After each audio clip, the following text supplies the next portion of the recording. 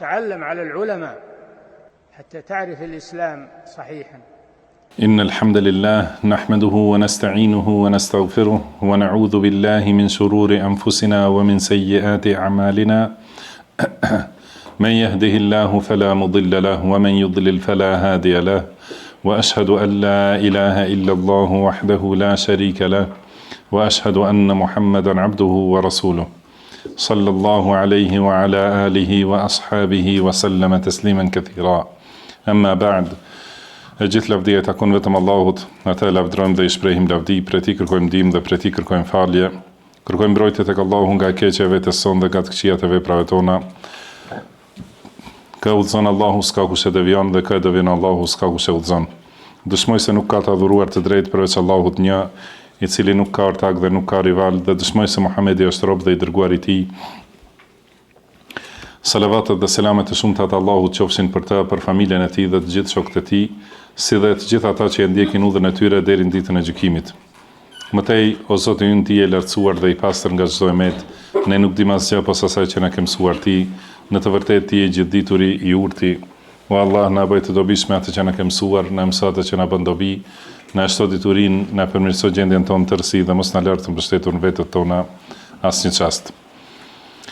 Mëtej, vazhdojmë me këto mësime në tefsir dhe përmendjen disa prej kuptimeve të fjalëve të Allahut të lartësuar dhe lutim Allahun që të na japë ndihmë dhe sukses në to. Pas këtij pushimit të Ramazanit, vazhdojmë me rend, do të thonë, dhe kemi arritur deri te surja At-Tahrim dhe vazhdojmë me shpjegimin e saj dhe prej asaj që kemi mundësi, që na ka mundsuar Allahu subhanahu wa taala. Surja Tahrim e ka këtë emër që do të thonë, pra vetë fjala Tahrim do thotë të bësh diçka haram, edhe është përmendur me këtë emër pasi ajeti i parë fillon me këtë fjalë, lime tuharrimu, do të thonë pse ja bën haram ose pse ja ndalon vetes, do të thonë atë që ta ka leju Allahu, dhe në vazhdim të ajeteve, do të thonë është qëllimi se përmendet kjo ndodhi. Dhe kjo sure është përndryshe, është sure e zbritur në Medine, edhe është, do të thonë, me pajtim të dietarëve se është prej sureve të Medines. Përmend disa tema kjo sure dhe fillon me këtë temë që do ta shpjegojmë në detaje, do të thonë një ndodhi me gratë e pejgamberit sallallahu alaihi wasallam dhe fjalën e pejgamberit sallallahu alaihi wasallam për cilën Allahu e korrigjon, do të thonë, në këtë sure. Pastaj po ashtu ka urdhër në këtë sure i drejtuar për të gjithë besimtarët, do të thonë që ta ruajnë veten dhe të ruajnë familjet e veta nga zjarri i xhehenemit. Po ashtu ka urdhër për pendim të sinqert ose pendim të plot, tauba nasuh. Pendim, do të thonë, të pastër dhe të çiltër. Dhe duke i treguar se ky pendim, kjo tauba e plot, do të thonë është që me këtë falen të gjitha mëkatet dhe prej rezultateve të saj, do të thonë, janë shpërblime të mëdha dhe hyrja në xhennet. Po ashtu në këtë sure ka urdhër për luftë kundër mosbesimtarëve dhe munafikëve. Me të gjitha llojet e luftës, ato do t'i shpjegojmë më vonë me lejen e Allahut. Dhe në fund të kësaj sure përmenden dy shembuj për besimtarët dhe dy shembuj për mosbesimtarët që do ta sqarojmë në kohën e vet, edhe ato janë shembuj madhështor. Pra në fillim thot Allahu i lartësuar: Ja ejuhen nëbiju, lime tuharrimu ma ahalla Allahu lek. Më thënë, o profet, pse ja ndalon vetes atë që Allahu ta ka lejuar? Të bëtëghi mërdata e zwajgjik, wallahu ghafurur rahim. Më thënë, pse e ban këta duke e kërkuar knatësinë e grave, më thënë, e kërkon që ti knaqës ose ti pajtosh gratë, dhe pastaj thot wallahu ghafurur rahim, kurse Allahu është falës dhe mëshirues. Pastaj thot Allahu qad farada Allahu lakum tahillata aymanikum wallahu maulakum wa huwa al-alimul hakim. Thot Allahu ju ka bërë obligim mënyrën e shpagimit të betimit, të betimeve që i bëni, dhe Allahu është mbrojtësi juaj, ai është i gjithdijshmi dhe i urti. Pastaj fillon të përmendet kjo histori për cilën është kjo sure. Thot wa idh asarra an-nabiyyu ila ba'di azwajihi وإذ أسر النبي إلى بعض أزواجه حديثا فلما نبأت به وأظهره الله عليه عرف بعضه وأعرض عن بعض. Domethënë, kur profeti sallallahu alaihi wasallam i tha fshehtas në mënyrë, domethënë sekrete, njërës prej grave të tij një fjalë, dhe kur ajo ja tregoi të tjerave, atëherë Allahu e informoi pra pejgamberin sallallahu alaihi wasallam, dhe ai përmendi një pjesë të këtij sekreti dhe e la ose anashkaloi një pjesë tjetër. Falamma nabba'aha bihi qalet man anba'aka hadha, dhe kur pejgamberi sallallahu alaihi wasallam do të thonë e lajmëroi këtë grua, i tregoi për këtë, ajo tha kush të tregoi për këtë ose kush të informoi për këtë. Ka thonë, thot Allahu, qala nabba'ani al-alimul khabir. Do të thonë, ka thonë pejgamberi sallallahu alaihi wasallam, më tregoi ose më lajmëroi i gjithdijshmi, do të thonë i dituri për imësitë e çdo gjëje. Pastaj thot in tatuba ila Allahi faqad sagat qulubukuma. Do të thonë, nëse pendoheni ju dyja tek Allahu, atëherë dijeni se duhet të pendoheni, do të thonë se zemrat e juaja kanë rrëshqitur, kanë laku. Wa in tadhahara alayhi fa inna Allaha huwa maulahu wa Jibrilu wa salihul mu'minin.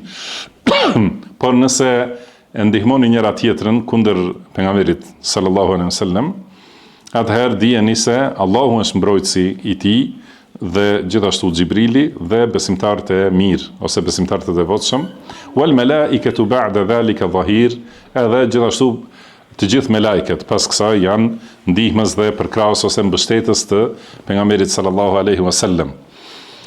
Pastaj thot asa rabbuhu in tallaqakunna an yubdilahu azwajan khayran minkunna. Do të thonë, dijeni se nëse ai ju divorcon, pra pejgamberi sallallahu alaihi wasallam nëse ju divorcon juve, dijeni se Allahu do t'ja zëvendësoj me më të mira se ju, muslimatin, mu'minatin, qanitatin, taibatin, abidatin, saihatin, do të thonë gra që do t'jenë muslimane të nënshtruara, besimtare, të përullura, do të thonë në ibadet, taibat që pendohen shumë, do të thonë pendohen tek Allahu, abidat e adhurojnë Allahun shumë, saihat, do të thonë që do të thotë që agjerojnë shumë, do të thonë bëjnë ibadete të lloj-llojshme, thayyibatin wa abkara, që mund të jenë, do të thonë prej grave të divorcuara më përpara që kanë qenë të martuara ose të veja, ose të virgjëra, do të thonë ose të reja që nuk kanë qenë të martuara më herët. Pra, do të flasim lidhje me këto ajete. Njerë shkaku i shpalljes këtyre ajeteve është ndodhia që e ka transmetuar Aisha radhiyallahu anha, pasi këtu bëhet fjalë për Aishën dhe Hafsan radhiyallahu anhuma.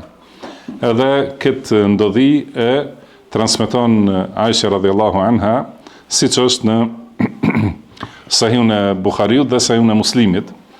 Thot radhiyallahu anha se kur pejgamberi sallallahu alaihi wasallam shkonte te Zeynep bint Jahsh, do të thonë njëra prej grave të tij radhiyallahu anha, do të thonë që është një prej nënave të besimtarëve, ajo i përgatit të pejgamberit sallallahu alaihi wasallam një pije që është me mjalt, do të thonë ujë i ngrohtë me pak mjalt, edhe ka përzi atë, edhe kjo ka qenë pija me të cilën e ka shërbyer pejgamberin sallallahu alaihi wasallam, dhe ky mjalti ka qenë prej një lloj të pemës që e quajnë meghafir, ose do të thonë ajo pema lëshon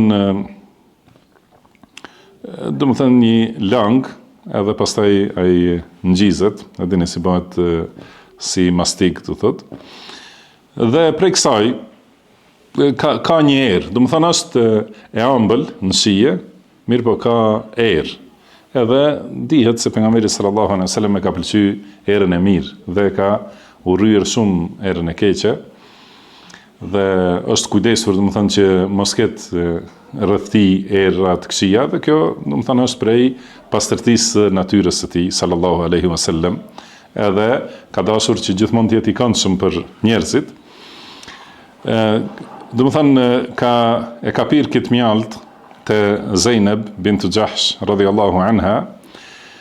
Thot atëra Aisha radhiyallahu anha thot u mora vesh unë me Hafsën radhiyallahu anha që nëse vjente njëra prej nesh, do të thënë pasi dale nga Zeynepja, nëse vjente ne, ti themi se i vjen era me Ghafir. Do të thënë edhe ti themi ja mos ke ngrënë me Ghafir, do të thënë. Atëherë thot ndodhi që kur doli nga Zeynepja ka shku te Hafsa radhiyallahu anha, edhe i ka thonë e kelte me Ghafir, do të thënë mos ke ngrënë me Ghafir, se po të vjen era. Atëherë ka thonë pejgamberi sallallahu alaihi wasallam bel sharibtu asalan inda Zeynep binti Jahsh. Ka thonë jo, por kam pirë mjalt te Zeynep binti Jahsh. Dhe ka thonë walan a'uda lahu, edhe nuk do ta përsëris, nuk do të pi prej atij mjalti asnjëherë. Atëherë ka zbrit ky ajet lima tuharrimu ma ahalla Allahu lak, do të thënë pse ja ndalon vetes atë që ta ka lejuar Allahu të bëtëghi mërdate azwajik, do të thënë duke i kërkuar dhe me knatësin ose pajtimin e grave tua. Edhe pastaj thot Aisha radhiyallahu anha, do të thënë deri te ajeti ku thot in tetuba, nëse pendoheni ju dyja, do të thënë është për qëllim Aisha dhe Hafsa. Edhe gjithashtu thot wa idh asarra an-nabiyyu ila ba'di azwajihi hadithan, do të thënë lidhe me këtë pjesë të ajeteve kur pejgamberi sallallahu alaihi wasallam i ka treguar në mënyrë do të thënë besim ose në fshehtësi njerëz prej grave të tij një fjalë, edhe kjo është fjala thot Aisha radhiyallahu anha, është do të thënë fjala bel sharibtu asalan, do të thënë kam pi mjalt.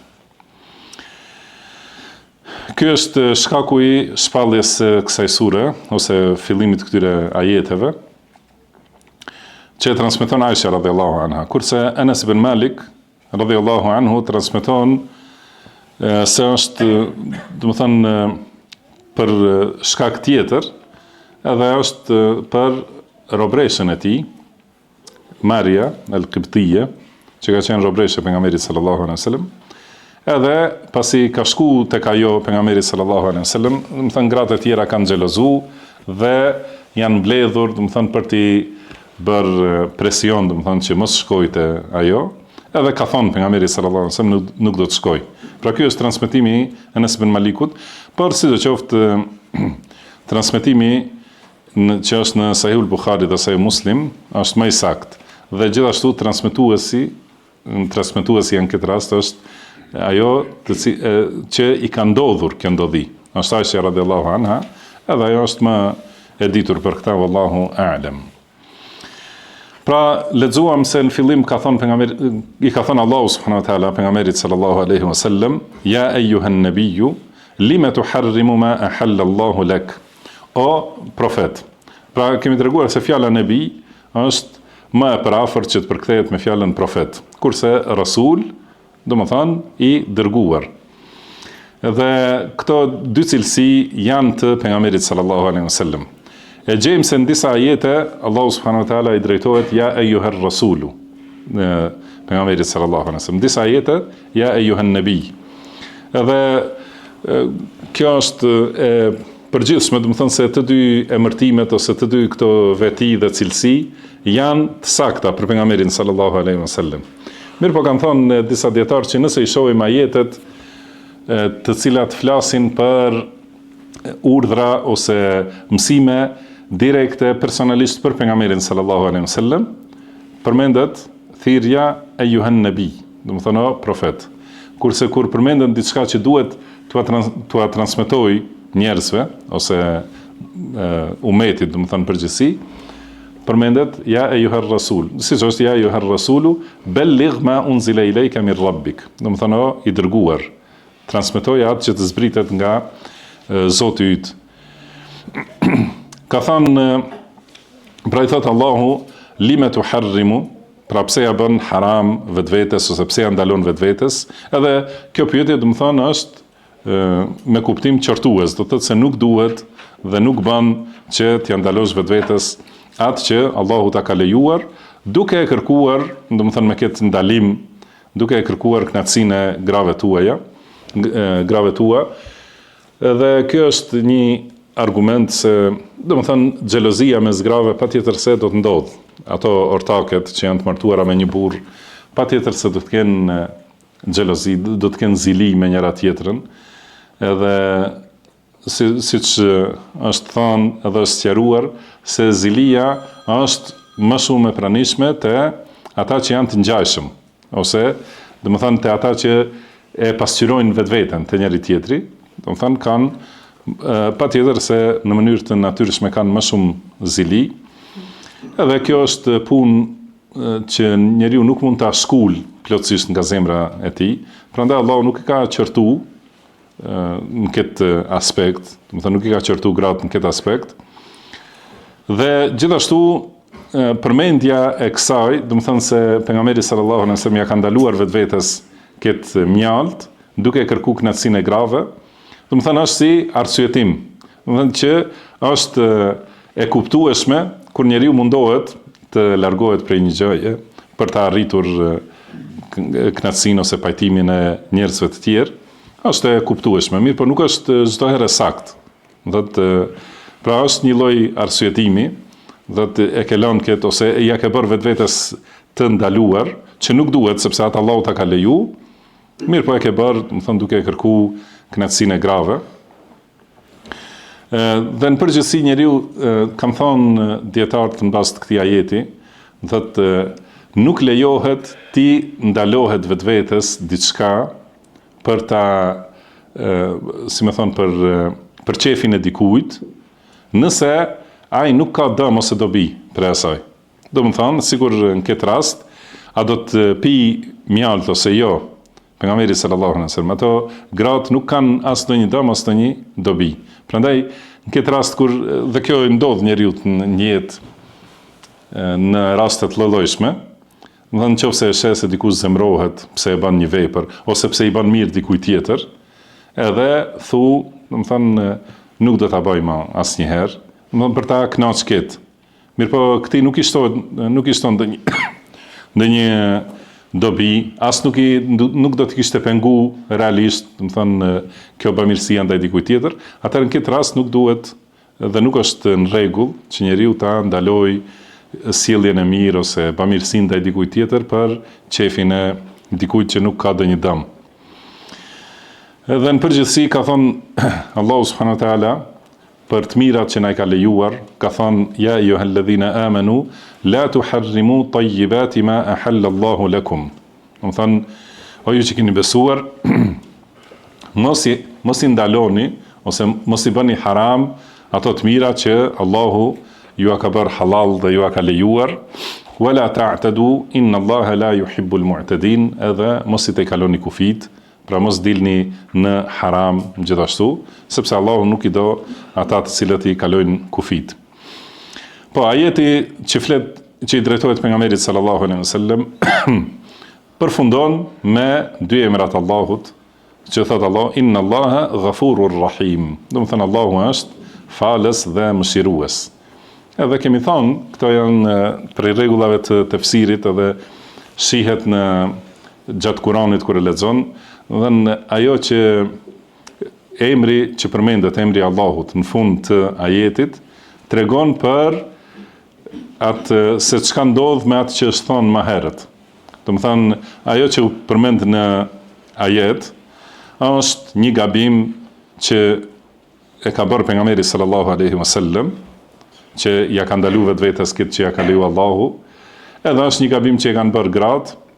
Mirë po, Allahu ka thonë se Allahu është falës dhe mëshirues. Do të thonë është ky gabim që ja fal Allahu pejgamberit të tij sallallahu alaihi wasallam, po gjithashtu edhe grave të tij.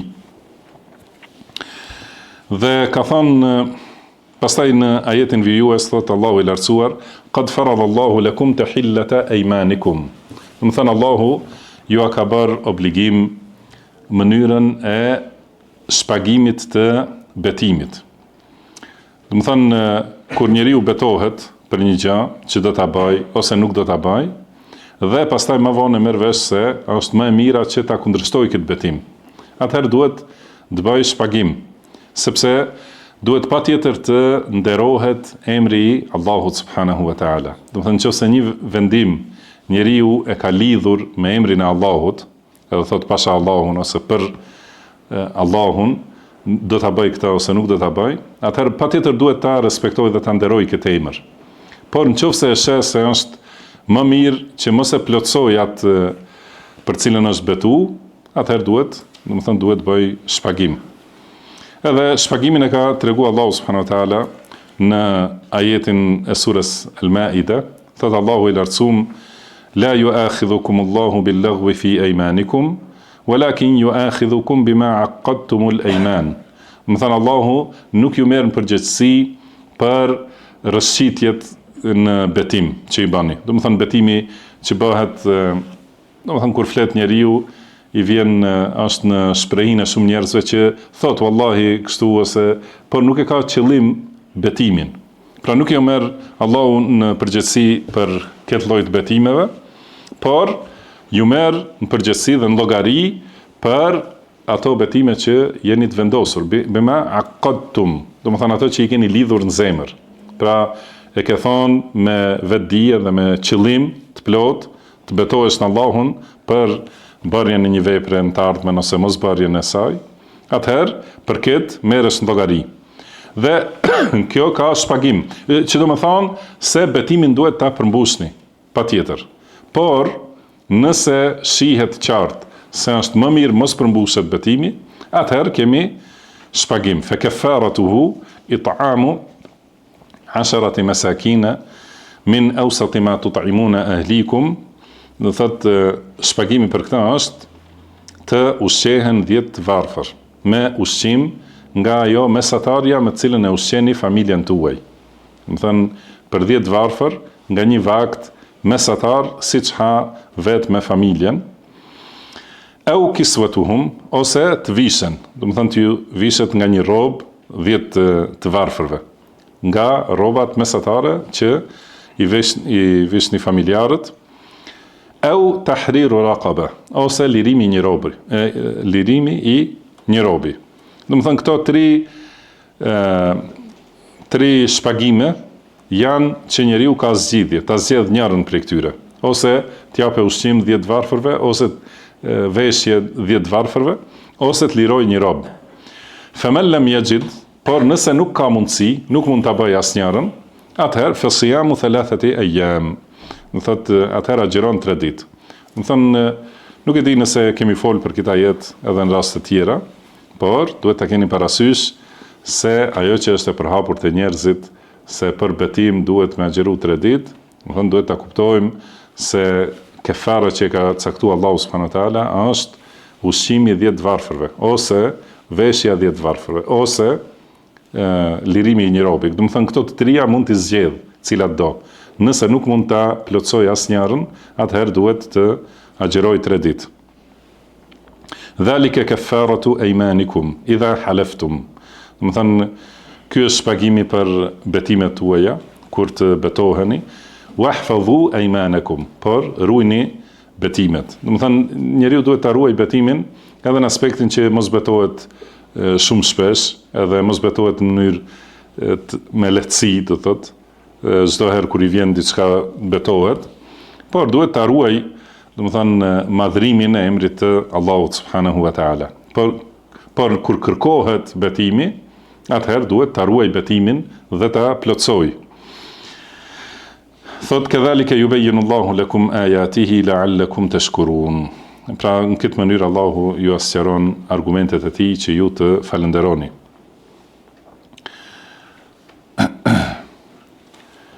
Thot është transmetuar nga Ebu Musa al-Ash'ari radhiyallahu anhu, i cili thot se pejgamberi sallallahu alaihi wasallam ka thënë: unë pasha Allahun, në dashtë Allahu, nuk betohem asnjëherë për ndonjë betim.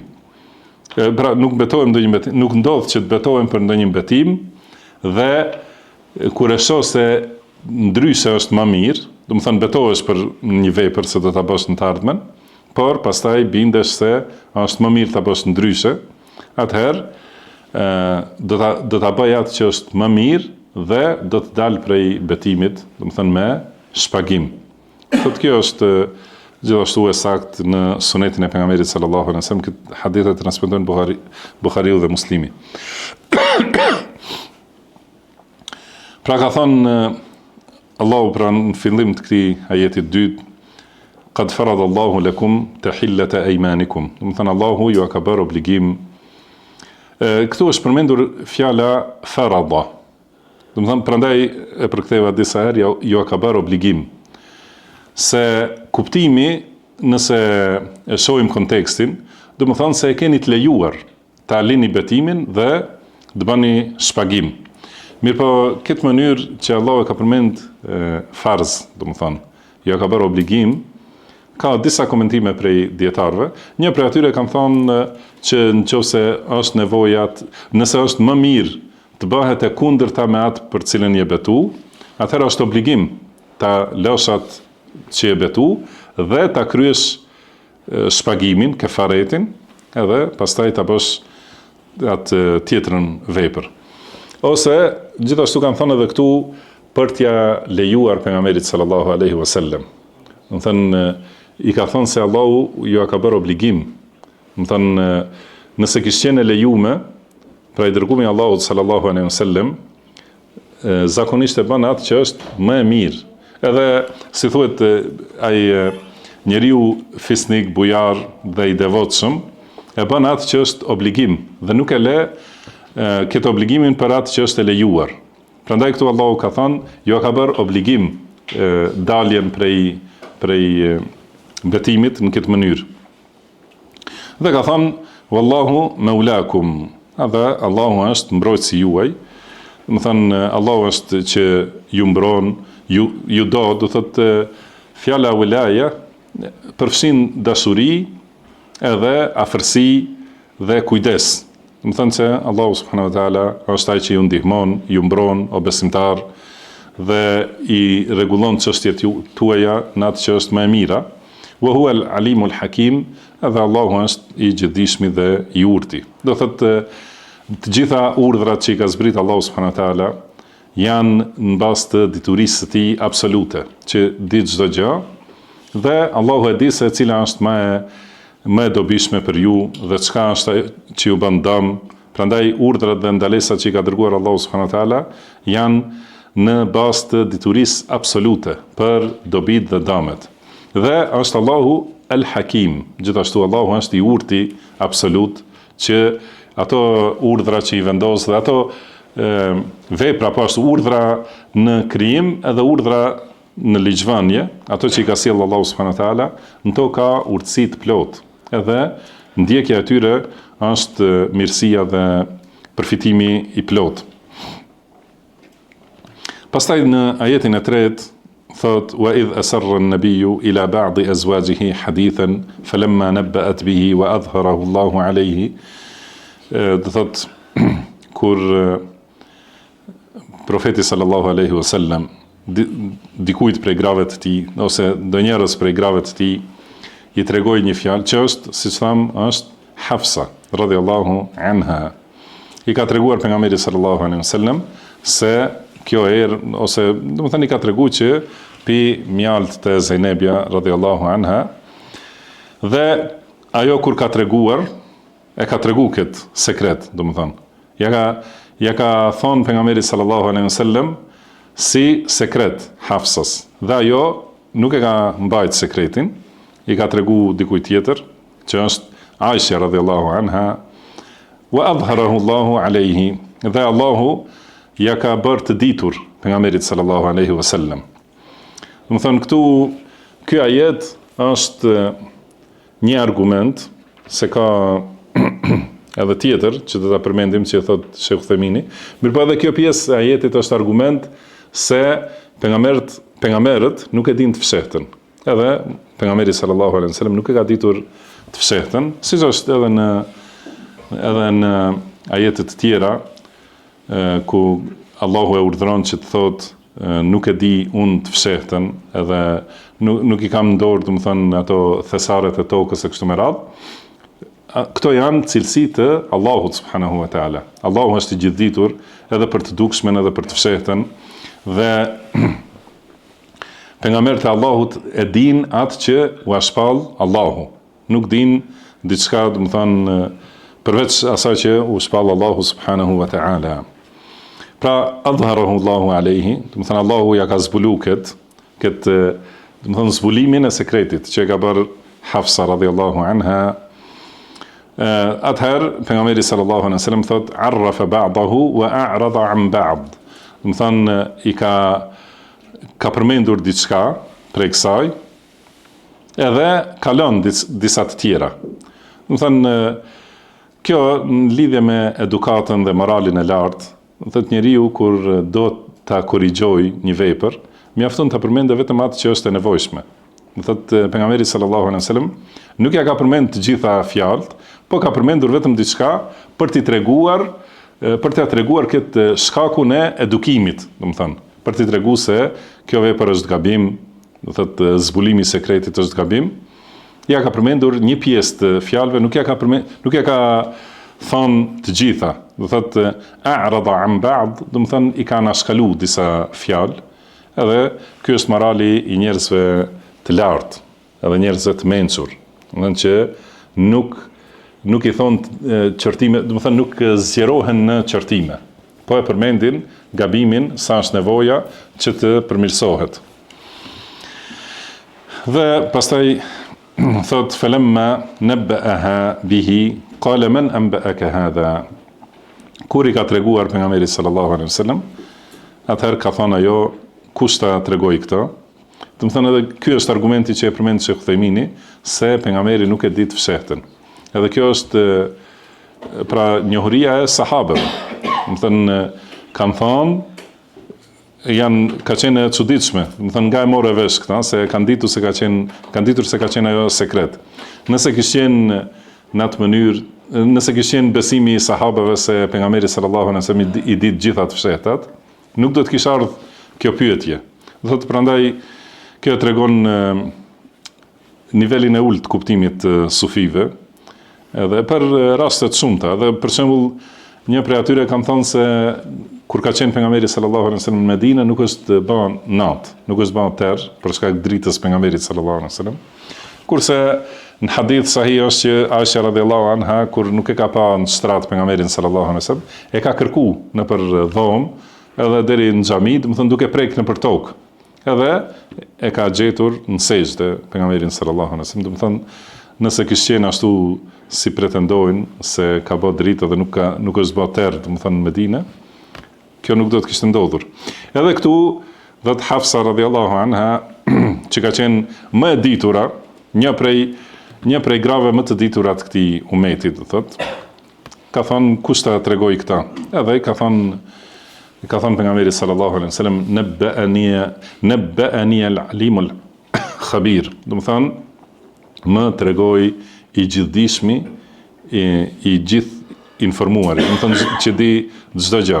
Pra alim është prej fjalës ilm, që do të thonë dituri, kurse khabir është prej cilësisë, pra khibra, që do të thonë njohje e imësive të çështjeve. Do të është cilësia e Allahut dituria gjithëpërfshirëse, dhe është gjithashtu cilësi njohje e çdo imësie të secilës çështje. Pra kjo është prej veçorive të Allahut subhanahu wa taala. Pastaj në ajetin e radhës, gjithashtu kjo tregon kjo fjalë e pejgamberit sallallahu alaihi wasallam, ose kjo përgjigje tregon gjithashtu kujdesin që ai ka ditur se Allahu kujdeset për ta, dhe është mbrojtësi i tij, ndihmësi i tij, që do të përmendet më vonë në ajetin tjetër. Do thotë kjo përgjigja se më ka treguar gjithdituri, do thotë tregon se Allahu është mbrojtësi im dhe ndihmësi im. Si është në ajetin vijim, Allahu i thot, tani i drejtohet këtyre dy grave, in tatuba ila Allah, faqad sagat qulubukuma. Do të thënë, nëse pendoheni tek Allahu, pra dijeni se ju keni rrëshqitur, keni bërë gabim, do të thënë që keni bë plan për ta larguar pejgamberin sallallahu alaihi wasallam nga kjo, do të thënë nga kjo mirësi e Zejnebes radhiyallahu anha, dhe gjithashtu që e keni zbulu sekretin e pejgamberit sallallahu alaihi wasallam, gjithashtu është gabim. Prandaj duhet të pendoheni. Wa in tadhahara alayhi, por nëse ju e ndihmoni njëra tjetrën kundër tij, atëherë dijeni se Allahu huwa maulahu. Do thënë Allahu është mbrojtësi i tij. Wa Jibril, gjithashtu Jibrili, wa salihul mu'minin, edhe besimtarët e mirë. Dhe për këtyre besimtarëve të mirë që janë qëllim në këtë ajet janë edhe Abu Bekri dhe Omeri radhiyallahu anhuma. Pasi përmendet që Omeri radhiyallahu anhu i ka qortu gratë e pejgamberit sallallahu alaihi wasallam për veprimet këtilla. Do ta përmendim më vonë vetëm atë rast, ose përmendim tani kur ka shku Omeri radhiyallahu anhu te gratë dhe i ka qortu, do thot, për disa sjellje ose për xhelozin që e kanë pasur. Ju ka thonë, si mendoni që nëse pejgamberi sallallahu alaihi wasallam do t'ju divorcoj, atëherë dini se Allahu do t'ja zaventsoj pejgamberit sallallahu alaihi wasallam me gratë tjera. Do të thënë, nuk është nevojtar për ju. Dhe për këtë çka ka thënë Omeri radhiyallahu anhu, do thotë, e kam qelluar shpalljen e Allahut përpara se të zbresë në 3 raste. Një ka qenë që ka thonë, pse nuk e bëjmë maqamin e Ibrahimit, do të thënë vend për të falur. Edhe pastaj ka zbrit ajeti wattakhidhu min maqami Ibrahim musalla, do të thënë bëni një vend nga maqamu Ibrahimi për të falë, vend do të thënë për falje. Edhe gjithashtu ka thonë, i ka thonë pejgamberit sallallahu alaihi wasallam, ka thonë te ti vinë lloj-lloj njerëz, do të thënë vinë për të pyetur, vinë delegacione të lloj-llojshme, pse nuk i mbulon gratë? Do të thënë që të jenë krejtësisht të mbuluara, do të thënë nënat e besimtarëve. Pastaj kanë zbrit ajetet që e kanë urdhëruar një herë pejgamberin sallallahu alaihi wasallam, do të thënë t'i thotë grave edhe bijave të tij që të mbulohen. Pastaj ka thonë, kur kanë pas xhelozi gratë, edhe kam shku, edhe ju kam thonë, si nuk friksoni që nëse do, pra i dërgumi Allahut ju divorcon juve, edhe atëherë Allah do t'ja zaventsoj me më të mira, edhe ka ardhur ky ajet. Do të thënë, nëse ai ju divorcon juve, atëherë Allahu do të thënë ajeti që do ta lexojmë më vonë, po është për qëllim se edhe besimtarët e mirë janë përkrahas të pejgamberit sallallahu alaihi wasallam. Saqë ato gratë kanë thonë, dikush prej grave i ka thonë Omerit radhiyallahu anhu, a nuk ka pejgamberit mjaftueshme që ti këshilloj gratë e tij, që ti të vish me na këshillu, do të thënë, kanë thonë di shikoje, ose i kanë thonë shikoje gruën tënde ose bien tënde, i kanë thonë shikoje Hafsën, do të thënë mos na këshillon edhe tjerave se mjafton pejgamberi sallallahu alaihi wasallam për të na këshillu. Pra në këtë ajet thot Allahu se Allahu është mbrojtësi dhe ndihmësi i pejgamberit sallallahu alaihi wasallam, Xhibrili dhe besimtarët e mirë, dhe gjithashtu me lajket, pastaj do të thënë numër të madh që e përkrahin dhe ndihmojnë pejgamberin sallallahu alaihi wasallam. Kjo ajet po ashtu tregon për kuptimin e fjalës Maula. Do thotë se është në hadith që ka thënë pejgamberi sallallahu alaihi wasallam, men kuntu maulahu fa aliyun maulah. Do të thënë, për ka jam unë Maula, për ta është edhe Aliu Maula. Shiat e komentojnë këtë hadith, do thotë se është për qëllim pronar ose sundues. Kurse ky ajet tregon se nuk është kuptimi i fjalës Maula, sundues edhe pronar, por qëllimi është, do të thënë, mbrojtës dhe përkrahës ose ndihmës. Do të thënë, ai që e ka mik pejgamberin sallallahu alaihi wasallam dhe e merr, do thotë, përfiton prej ndihmës së tij, gjithashtu edhe Aliu do të jetë ndihmës i tij. Do thotë kjo është hadith ose fjalë që tregon për vlerën e besimtarëve dhe jo e kundërta. Si e komentojnë Shia, do të thonë sigur është demek pas vdekjes pejgamberit sallallahu alaihi wasallam sunduesi i besimtarëve duhet të jetë Aliu. Kështu e komentojnë. Edhe kjo tregon gjithashtu po ashtu mendjelehtësinë e tyre dhe nivelin e ulët të kuptimit, se nëse kishte qenë ky kuptim, pra këtu nuk do të kishte thënë Allahu se fa inna Allaha huwa maulahu wa Jibrilu wa salihul mu'minin. Do të thënë nuk mund të jetë sunduesi pejgamberit sallallahu alaihi wasallam, Allahu, Jibrili dhe besimtarët e mirë. Do të thënë është për qëllim ndihmësi dhe përkrahësi është Allahu, edhe gjithashtu Jibrili, edhe besimtarët e mirë dhe me lajket tjerë janë përkrahës dhe ndihmës të pejgamberit sallallahu alaihi wasallam. Pastaj përpara kësaj thot Abdullah ibn Abbas radhiyallahu anhuma, thot kam qëndru një vit, do të thënë me dëshirën për ta pyetur Omerin radhiyallahu anhu për një ajet, mirë po nuk kam mundur për shkak të turpit edhe respektit ndaj tij, derisa kur ishim në haxh, do të thënë duke u kthyer prej haxhit, ai u nda prej karavanit, do të thotë për kryerjen të nevojës së tij, edhe unë qëndrova, do të thënë e prita kur të vi, edhe eca bashkë me ta. Edhe thot, i thash, ja emir al-mu'minin, men illetani të dhaharata ala nabi sallallahu alaihi wasallam min azwajihi, ka thonë prijesi besimtarve, cilat janë këto dy gra që e kanë ndihmuar njëra tjetrën, do të thonë, kundër pejgamberit sallallahu alaihi wasallam, prej grave të tij, cilat janë, ka thonë Omeri radhiyallahu anhu, tilke Hafsa wa Aisha. Do të thonë, janë këto dyja, do thotë që e ndihmojnë atë që thamë në fillim se ky është shkaku i shpalljes së këtyre ajeteve. Pra, nëse ju doni të bashkëpunoni kundër pejgamberit sallallahu alaihi wasallam, do të thonë nuk ka mundësi, sepse Allahu është mbrojtësi i tij, Xhibrili dhe besimtarët e mirë gjithashtu e përkrahin.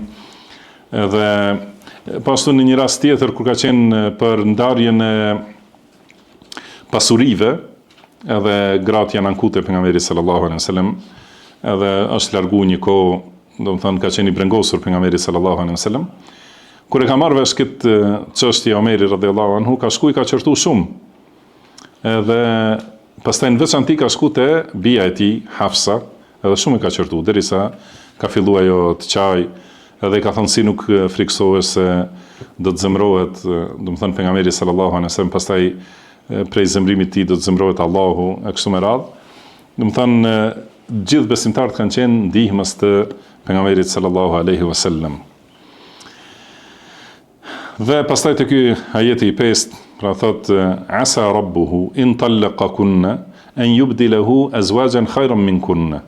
Do të thonë ndoshta ndodh që ju divorcon juve dhe Allahu ja zaventson me gra më të mira se ju.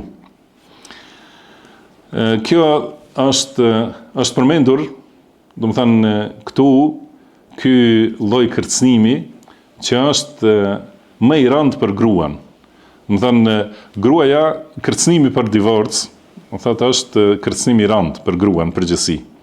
Mirë po kërcënimi se do të marrë më të mirë se ti, do të thënë është edhe më i madh, po. Prandaj do të thënë është përmendur kjo, sepse gjithashtu në lidhje me këtë ajet kanë pyetur si ka mundësi që me thonë do të zaventësoj me gra më të mira, kur gratë e pejgamberit sallallahu alaihi wasallam janë gratë më të mira, do të thonë, si mendoni ju, si është përgjigje? Pra është kjo që kanë thonë disa prej dietarëve, do thotë këtu është qëllimi kërcënimi që të friksohen, do të thonë ato që mos e shqetësojnë pejgamberin sallallahu alaihi wasallam. Tjetri është që nëse nuk pendoheni, pra nëse Allahu është i gjithdijshëm, do thënë Allahu e ka ditur se kjo nuk do të ndodhë, se pejgamberi sallallahu alaihi wasallam nuk i ka divorcu këto gra. Kështu që, do të thënë Allahu është i gjithdijshëm dhe e ka ditur se kjo nuk do ndodh dhe se ato do të pendohen dhe do të kthehen, por nëse kishte ndodhur që nuk pendohen edhe vazhdojnë për shembull në mëkate ose në shqetësim për pejgamberin sallallahu alaihi wasallam, atëherë nuk janë më të mirat. Atëherë do t'i divorcoj pejgamberi sallallahu alaihi wasallam dhe do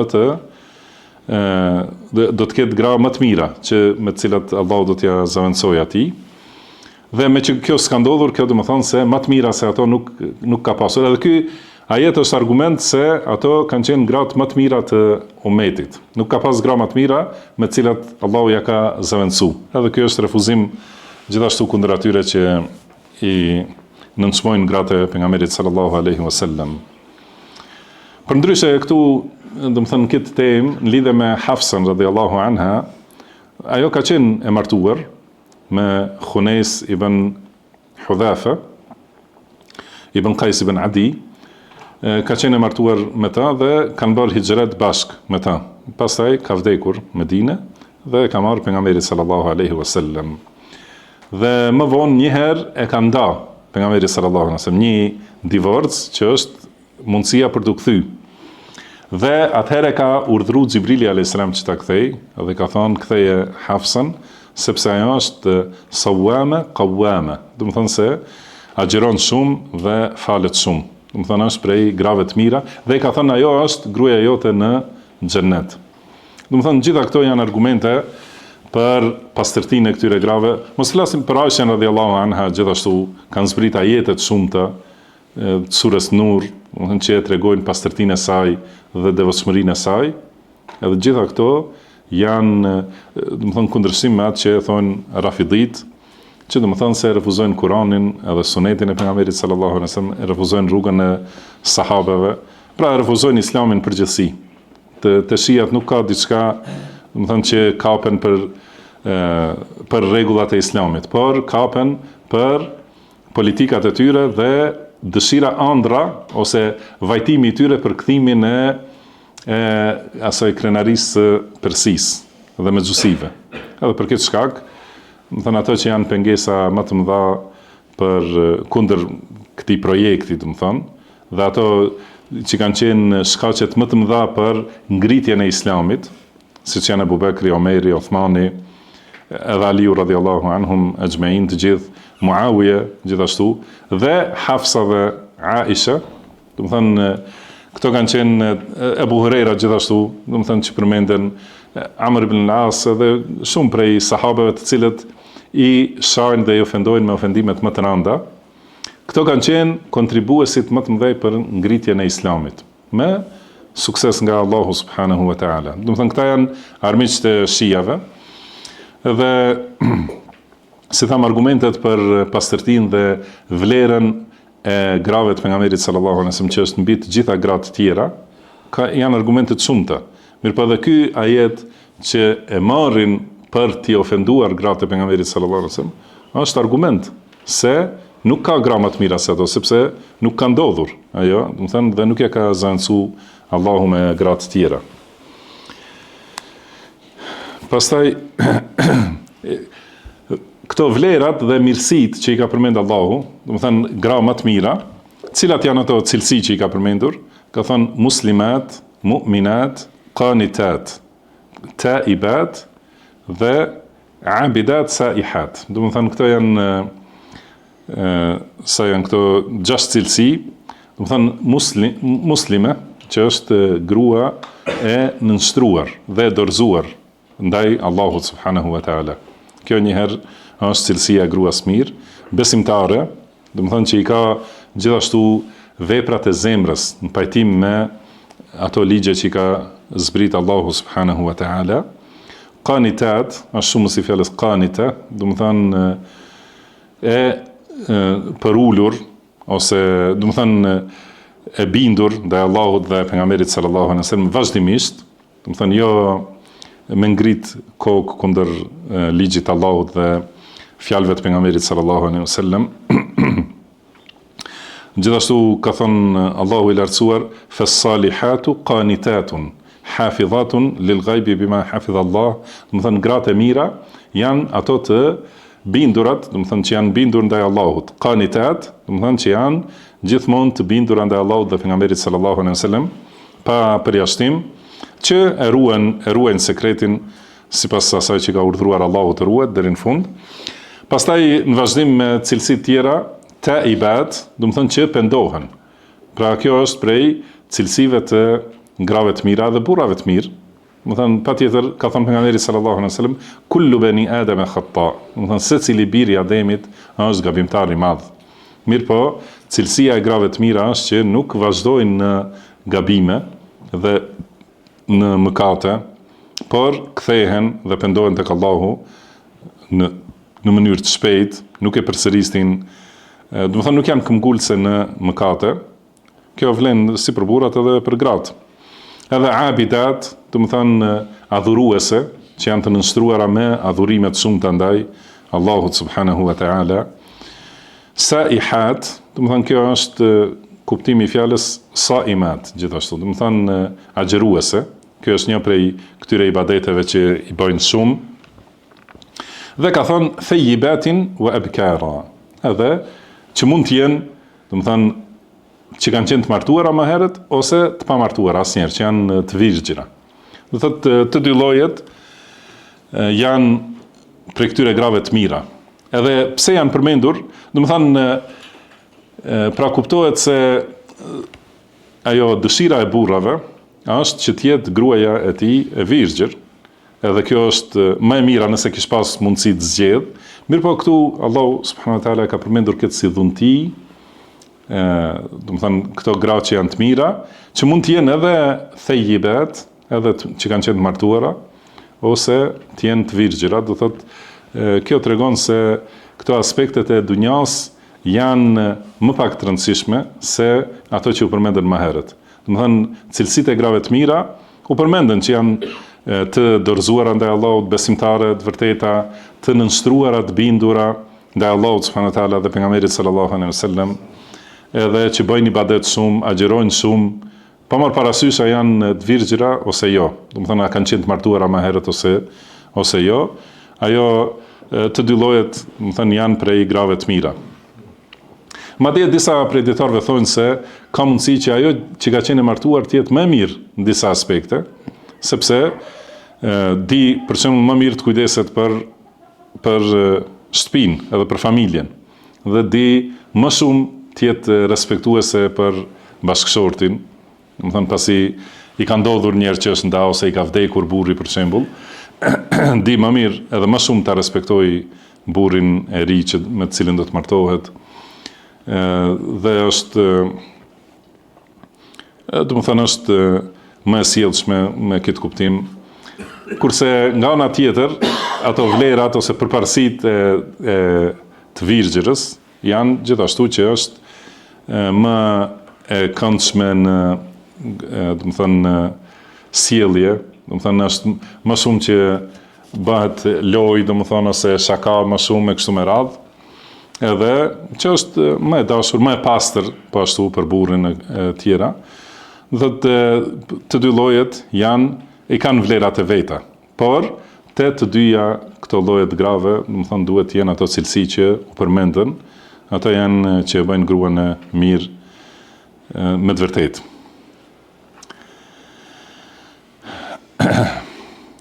Mjaftojmë me kaq, edhe ka dobi të tjera dhe kuptime madhështore. Mirëpo mjaftojmë për sonte me kaq, wallahu a'lam. Wa sallallahu wa sallama ala abdihi wa rasulihi nabiyina Muhammad. Subhanakallahumma wa bihamdika ashhadu an la ilaha illa anta astaghfiruka wa atubu ilaik. Wa akhiru da'wana anil hamdulillahi rabbil alamin.